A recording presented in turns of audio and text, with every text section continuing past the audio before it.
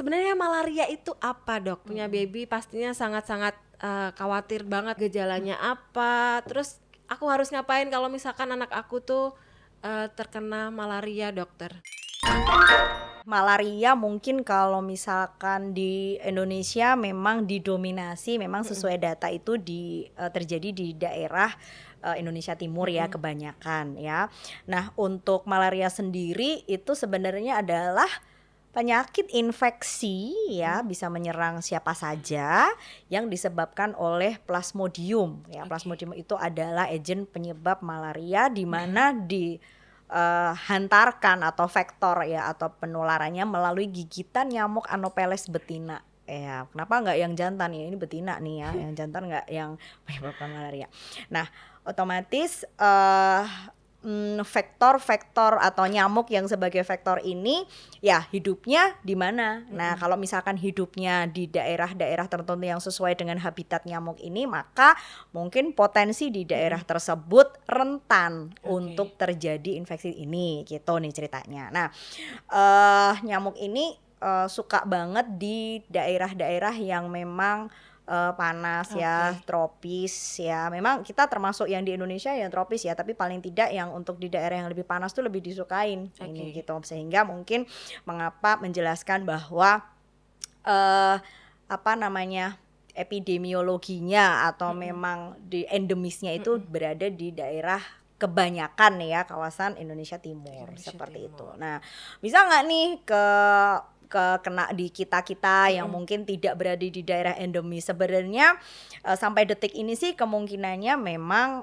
masih diteliti juga, tetapi paling tidak bila saya pernah dapat ya karena kita hidup di Solo ya, beberapa kemarin juga ada kasus, tetapi memang kebetulan dari riwayat kita wawancara bertanya kepada pasien ada riwayat pergi ke daerah endemis tersebut dari Indonesia Timur ya. Kebetulan kalau misalkan anak-anak ya habis mengunjungi saudaranya di sana atau ikut orang tuanya ke sana dan sebagainya, sehingga memang ada informasi seperti itu ya dari data-data kami sih untuk yang apakah mungkin tiba-tiba kena malaria, Dok, tapi belum pernah ke sana sih sampai detik ini belum ada. Cuman memang kita masih belum menutup kemungkinan seperti itu ya, apalagi ini kan bicara hawa seperti ini kan panas banget ya. Mungkinkah untuk terjadi perubahan habitat, perubahan atmosfer, perubahan suhu yang dimana namanya vektor hewan yang biasanya hidup di sana terus kemudian mungkin dia bermigrasi, ya kita masih belum tahu ya. Memang perlu kajian lebih lanjut, perlu penelitian lebih lanjut juga terkait hal ini gitu.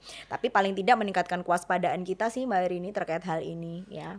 Gitu. Kalau untuk bayi sendiri, sebenarnya gejala-gejala untuk terkena malaria itu sendiri seperti apa sih, Dok? Oke, sebenarnya kalau malaria nih ya, patofisiologi atau misalkan apa nih istilahnya mekanismenya melalui gigitan nyamuk yang memang nyamuk tersebut sudah mengandung Plasmodium ya, atau apa sih ceritanya embrio apa zigotnya itu untuk Plasmodiumnya itu menggigit nih. Nah, menggigit suatu individu. Nah, kalau individunya dia kuat ya, happy-happy, aman-aman, mungkin tidak langsung muncul gejala ya. Memang butuh masa inkubasi tergantung Plasmodiumnya itu banyak banget jenisnya, ada falciparum, vivax, malaria, vale dan segala macam dengan mempunyai sifat yang berbeda-beda. Nah, rata-rata misalkan masa inkubasi bisa ya 8 sampai 25 hari kemudian baru nih kok kayaknya menggigil, panasnya tuh tinggi banget, kemudian menggigil sampai bahkan menggigil, kemudian rasanya kok lemes banget. Rata-rata sih yang dominan menggigil itu sih ya, dan pergi ke daerah endemis. Sebenarnya dua keywordnya mungkin itu, tetapi kalau yang lain kurang lebih sama dengan gejala yang lain. Contoh, kok badannya pegel-pegel ya, kalau bayi tuh biasanya kok malas menyusu, kok lemes banget, kok ngantukan, tapi demamnya nih kok bandel banget dan sebagainya. Mungkin kita bisa ada berpikiran salah satu kemungkinannya adalah itu. Tapi tentunya kalau nggak ada info misalkan pergi ke daerah endemis malaria, mestinya kita harus memikirkan diagnosa yang lain juga gitu. Tapi rata-rata demamnya itu. Gitu. Kalau yang berkaitan hampir mirip dengan malaria itu sendiri. Diagnosis bandingnya apa sih dok biasanya? Kalau diagnosis bandingnya kebanyakan ya demam berdarah, Demam kemudian berdarah. seperti chikungunya juga bisa, leptospirosis, tapi biasanya di daerah-daerah yang banjir ya kalau leptospirosis itu ya. Tapi yang paling yang menjadi mirip adalah biasanya sih demam berdarah. Demam Walaupun memang sih masa inkubasinya harusnya berbeda ya. Kalau demam berdarah itu kan cepat ya, tapi paling tidak 2 sampai 7 hari itu dia sudah mulai tampak ya. Itu yang malah justru cakupannya lebih luas di Demam seluruh berdarah daerah gitu ya. Indonesia ini. Kalau demam berdarah sendiri nyamuknya lebih ke Aedes aegypti. Iya, memang. Kalau demam berdarah sendiri ya kalau bedanya dengan malaria, kalau demam berdarah vektornya juga berbeda ya. Artinya nyamuk penggigitnya pun juga berbeda, sifat-sifat nyamuknya juga berbeda dan proses mekanisme penularannya pun juga berbeda. Kalau si malaria itu habis tadi digigit nyamuk, kemudian si plasmodiumnya ini kalau misalkan dia oke-oke saja si host atau individu ini, dia biasanya sembunyi dulu nih di liver. Nah, makanya biasanya kalau yang udah kronis itu kadang-kadang livernya agak-agak teraba membesar seperti itu. Nah, begitu misalkan ada gejala kekambuhan atau ada gejala imunnya turun, baru nih si plasmodiumnya ini dia bereaksi untuk menggerogoti atau memakan sel-sel darah merah sehingga mungkin gejalanya yang dominan kadang-kadang anemia pada malaria seperti itu ya. Tapi kalau si demam berdarah ini begitu masa inkubasinya lebih cepat, lebih bikin up and down deg-degannya ya. Karena dia 3 hari 4 hari gitu dia sudah kok gejalanya seperti ini, lemes sama sih, lemes, nyeri otot, pusing, kayak nggak bisa dibedain ya karena semua gejala awal penyakit itu biasanya lemes, kok nggak mau makan, nggak enak makan, dehidrasi, demam yang nggak jelas. Walaupun memang kalau kita belajar satu demi satu penyakit itu, demam berdarah polanya begini nih, demam pelana kuda, malaria polanya begini, tifus misalkan polanya seperti ini. Hanya memang kita harus mengkaji, harus dibuktikan dengan pemeriksaan penunjang gitu. Kalau misalkan tadi malaria itu berarti parasitnya bisa jadi lama di dalam tubuh kita ya dokter? Iya, parasitnya bisa menjadi lama tergantung dari imunitas kita juga ya. Jadi misalkan mungkin nggak dok, kalau misalkan bayi nih terkena seperti itu, kalau malaria kongenital atau malaria bawaan ya, misalkan ibunya terkena malaria terus kemudian dia tidak diobati, misalkan ya selama hamil dia gejala malarianya mungkin tidak terlalu dominan dan tidak diobati, maka bayinya mungkin juga bisa, tapi memang jarang banget ya, karena dikatakan malaria itu penularan orang ke orang kok jarang sekali ya. Kalau malaria memang harus digigit paling tidak dari vektor Anopheles betina itu, kemudian baru muncul gejala masa inkubasi ya. Itu pun nyamuknya harus membawa itu tadi parasit plasmodium itu. Nah, kalau kalau demam berdarah itu kan juga berbeda. Nah, kalau malaria mungkin nggak dok, kalau imunnya bagus oke-oke aja, masa inkubasi dia happy-happy saja. Tetapi memang kekambuhan itu bisa tergantung juga tadi agentnya kan banyak banget. Nah, sehingga itu yang menentukan bagaimana si plasmodium malaria ini bergerilya bereaksi di dalam tubuh suatu individu. Misalkan dia anteng-anteng di liver dan akhirnya nanti misalkan tidak bermanifestasi gejala klinis bisa aja, tapi suatu saat udah diobatin dok sembuh, mungkin nggak kekambuhan ya, tergantung juga gitu.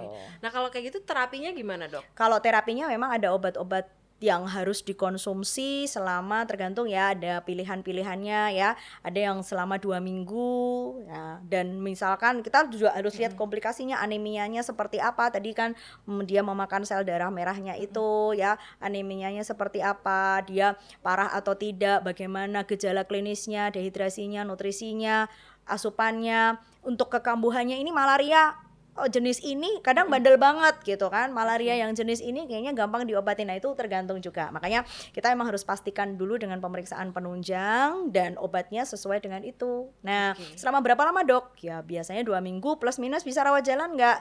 Tergantung, kalau misalkan dia aman, asupannya bagus, oke, bisa mungkin dirawat jalan, tapi paling tidak kita harus, kalau bayi nih ya, paling tidak balita atau di bawah 1 tahun, bawah 6 bulan apalagi, misalkan terindikasi untuk ke arah sana, ya lebih baik harus dirawat inap untuk investigasi lebih lanjut, dan yang penting itu menyingkirkan diagnosa banding yang lain gitu. Ini penasaran banget aku sama yang namanya demam berdarah. Ini kita ngomongin malaria tapi jadi merembet ke demam berdarah karena menarik, Dok.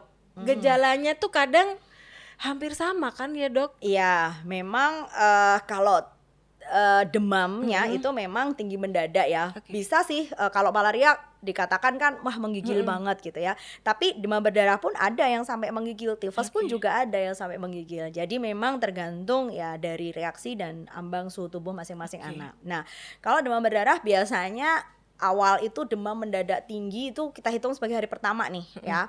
Gejalanya cuman itu. Nah, kalau dikatakan demam tinggi terus kemudian ada namanya demam berdarah, pasti ada perdarahan dong gitu. Nah, itu yang membuat orang-orang kadang terlena, nggak ada perdarahan.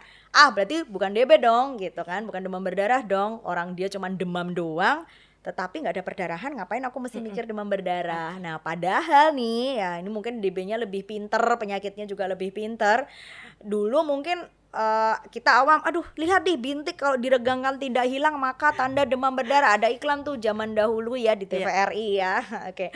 Tapi sekarang itu kita tanpa ada perbintikan itu seperti itu masih mungkin bisa demam berdarah gitu. Itu yang membuat kita harus awareness-nya harus lebih tinggi lagi terkait jadi hal makin itu. bingung nanti ya dokter membedakan ini karena apa, panas tinggi karena apa gitu, jadi PR banget ya. Dok, kalau DB gitu yang menentukan diagnosa DB atau malaria gitu nggak bisa kita apa nih prediksi oh karena panas gejalanya ini DB gitu. Apakah harus pemeriksaan tertentu ya gitu, Dok? sih, biasanya kalau malaria kita lakukan pemeriksaan apusan darah tebal ya, istilahnya seperti itu. Kalau DB biasanya kita lakukan pemeriksaan darah rutin biasa, jadi kita lihat trombositnya berapa. Kadang-kadang trombosit belum turun tetapi sel darah putih atau istilahnya leukosit sudah turun, indikasi wah ini biasanya ke arah virus atau imunnya sudah mulai turun ya. Kadang-kadang di bisa nggak dok cek NS1 ya, mungkin pernah dengar di hari pertama hari kedua mungkin udah bisa. Kalau seandainya NS1-nya positif maka kita harus lebih waspada lagi kemungkinan ke arah dengue infection atau dengue infection ya. Nah, tentunya tetap kita harus lihat ini anakku gejalanya apa ya, panasnya kok hati-hati pelana kuda demam berdarah itu. Kalau ini demam berdarah murni ya, dan pelana kuda biasanya demamnya sudah mulai turun, dianggap nggak usah cek lab deh, orang demamnya sudah mulai turun ngapain juga kasihan anakku gitu kan. Tapi kadang-kadang kita juga jangan serta-merta berpatokan dengan demam turun. Nah ini mulai nih pelana kuda. Nah kadang-kadang di saat hari ketiga hari keempat saat demam sebenarnya sudah turun, dicek lab, nah trombositnya mulai turun juga. Nah hati-hati di situ sih. Kalau DB sih lebih membuat deg-degan ya sebenarnya, up and down kayak roller coaster nih hatinya para dokter ya. Kami sebagai dokter anak itu kalau sudah demam berdarah walaupun memang tampak di awal aduh baik-baik aja kan, masih banyak demam berdarah yang grade 1, 2, 3, 4 sampai berdarah-darah dan harus dirawat di ICU, itu memang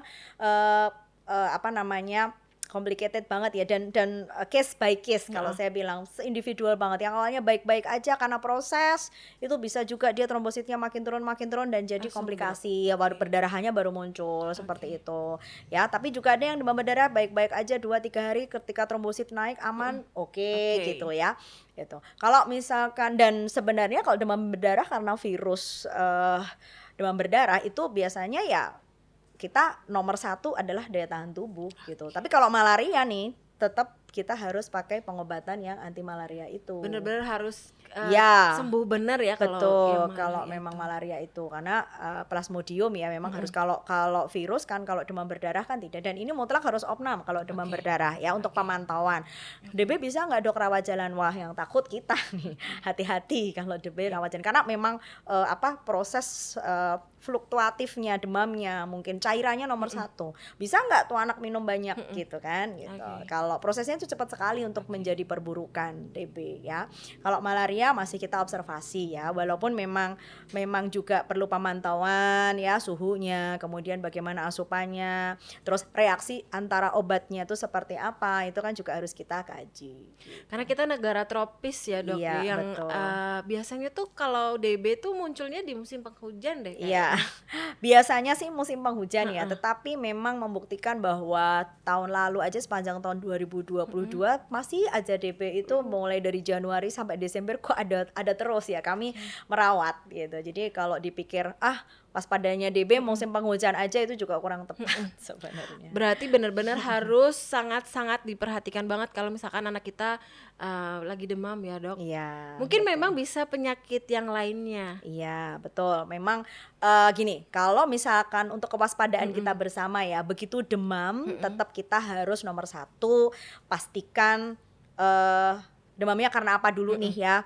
Oh, minumnya kurang kah gitu, dehidrasi kah, atau mungkin hawanya panas kayak gini nih, namanya suhu anak pasti terimbas dengan itu. Oke, nah kita buat nyaman, kita kasih cairan, kok masih observasi demam, kita berikan anti demam, paracetamol misalkan, sambil kita observasi, kok demamnya masih ya up and down, udah turun aman. Nah kita hitung nih, kalau biasanya plus minus memasuki hari ketiga atau memasuki 72 jam, atau paling tidak lihat ya kalau demamnya 4 jam dikasih paracetamol naik lagi 4 jam, dan dengan apa pola demam yang seperti itu mungkin nggak usah nunggu hari ketiga, mungkin di hari kedua lepas dari 48 jam kita harus cek darah minimal ya, seperti itu, dan dikomunikasikan dengan tenaga kesehatan. Berarti minimal 72 jam ya dok? Ya paling tidak 72 jam. Dan itu pun tidak menjamin deh sebenarnya. Kalau misalkan aman-aman aja ya, kalau demam 3 hari aman berarti anakku aman ya dok, cuman virus atau cuman radang ya, tetap kita harus pantau ya. Dan kita berikan obat, dipantau, nanti misalkan keluhan belum membaik biasanya disarankan untuk evaluasi ulang gitu, apakah berupa pemberian antibiotik atau evaluasi ulangnya apakah berupa cek darah dan sebagainya. Itu juga harus menjadi awareness orang tua, jangan udah bagus aman-aman oke. Nah takutnya nanti itu pelana kudanya itu Mbak Arini. Karena demam berdarah itu juga jadi momok banget ya dok. Jadi Indonesia itu kayak endemi demam berdarah yang setiap tahunnya pasti ada. Itu laporan itu pasti ada. Itulah yang membuat kami selaku memang praktisi kesehatan itu juga harus tidak kurang-kurang harus mengingatkan untuk waspada ya. Dok, perasaan lingkungan saya bersih, bagus, oke, tetangga kayaknya juga nggak ada kok anakku kena demam berdarah. Mungkin di sekolah, mungkin di wilayah yang lain, namanya anak apalagi sudah sekolah dan sebagainya kan juga bisa di mana saja ya. Itu seperti. Dan malaria sama demam berdarah ini kan tadi pembawanya kan nyamuk ya dokter. Kira-kira kita tuh antisipasinya harus apa dok? Oke, kalau dikatakan antisipasi ya pastinya nomor satu mulai dari diri sendiri dulu ya. Paling tidak si anak ini kita harus bentengin dengan imun yang kuat ya. Imun yang kuat itu paling tidak cairan cukup, nutrisi yang baik itu dulu ya. Yang kedua terkait hawa atau antisipasi yang kita bisa lakukan, menghindari nyamuk gimana dok? Boleh nggak pakai lotion anti nyamuk? Boleh. Dan bobo juga kelambu ya, otomatis di jam-jam siang hari seperti itu, malam ya, pagi siang sore malam. Sebenarnya kalau nyamannya namanya anak itu bobo, apalagi bayi ya di bawah 6 bulan itu paling tidak berkelambu. Ya untuk apa, atau kawat, sekarang pintu ada kawat ya, kawat apa istilahnya ya, nat anti nyamuk seperti itu, paling tidak itu untuk antisipasi sebenarnya ya. Lotion boleh nggak dok? Boleh aja untuk lotion anti nyamuk atau yang untuk memproteksi sebenarnya ya. Tapi itu nanti kan biasanya ada durasinya ya. Kalau misalkan nanti 2-4 jam, kadang-kadang kita harus aplikasikan kembali seperti itu. Nah kalau wewangian green tea nih dok, kira-kira itu juga bisa nggak sih untuk menghindarkan dari gigitan nyamuk? Proteksi dini lah untuk menghindar aroma green tea. Oke. Mungkin kayak aroma seperti itu banyak ya, mungkin penelitiannya yang untuk bisa nih untuk mengurangi yang nggak disukai sama nyamuk, maksudnya seperti itu ya. Tapi apakah itu boleh sih diaplikasikan ya, kita mau ibaratnya ikhtiar apa saja sih boleh, nggak apa-apa. Green tea saya mungkin belum banyak membaca terkait green tea terhadap nyamuk seperti apa penelitiannya dan sebagainya, tapi paling tidak bila itu sudah ada agentnya seperti ini ya, itu boleh aja diaplikasikan, cuman memang sebagai proteksi dasar monggo silahkan ya, paling tidak untuk skin barrier, proteksi dasar seperti itu silahkan diaplikasikan. Nah nanti tetap awarenessnya kita harus lihat, kalau misalkan memang sudah diaplikasikan seperti itu, sudah diserapkan, penyerapan anak beda-beda ya kulit ya, mungkin nanti akan dijelaskan juga lebih detail oleh yang berkompeten. Nah untuk aplikasi seperti itu paling tidak dioleskan lagi untuk mengurangi itu, biar ditakutin sama nyamuk. Cuman apakah seberapa efek proteksinya, nah itu yang saya mungkin belum Tergantung banyak daerah membaca. masing-masing Iya. mungkin ya, Dok. Katakanlah bisa nggak dok setelah itu terus nggak digigit nyamuk lagi?